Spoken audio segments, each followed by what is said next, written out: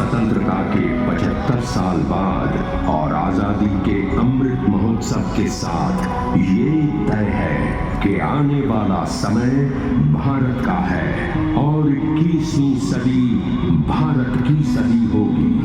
आज भारत देश के पास कुछ कर गुजरने का मौका है। आज हम सबके पास अपने